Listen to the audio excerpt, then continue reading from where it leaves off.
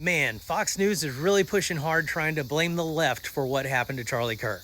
It's because we've been calling the people on the right fascists and all these horrible names. And so, of course, people are going to hear that and want to act out. It's not like the president hasn't been calling us like the enemy of the people and communist and socialist and all the things that they fear. Now they're trying to say that the shooter was radicalized left, which we know is absolutely not true. Trying to say that he used to be very right-leaning until he went to college and he had his mind poisoned by some liberal professor in a bright red state in a bright red university. And the dude was only there for one semester. How much poison could he take in? And if that's the case, why weren't all the people from that university shooters? I mean, if that college is radicalizing people, why was it just one guy? Oh, and somebody tagged me in a fucking older millennial video where he's trying to say that the costume where he was wearing the Trump costume, that it wasn't really a Trump costume, that he was wearing he was riding Trump and his brother was a Trump hunter.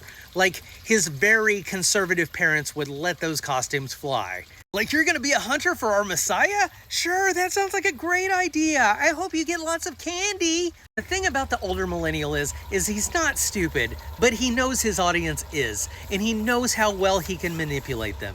And the right is still trying to push this, we're going to war over Charlie Kirk. We're going to war. Right, remember last week when you were ready to go to war over the Cracker Barrel logo? And I saw a tweet this morning from some Republican politician, I can't remember who, they're all the same. They said, could you imagine what would be going on right now if a Democrat was assassinated? Like, yeah, man, we can, because it literally happened 3 months ago, and we called for gun reform, and you guys made jokes about it. Trump didn't call any of the families to give their condolences, he didn't visit anybody in the hospital, and he skipped the funeral.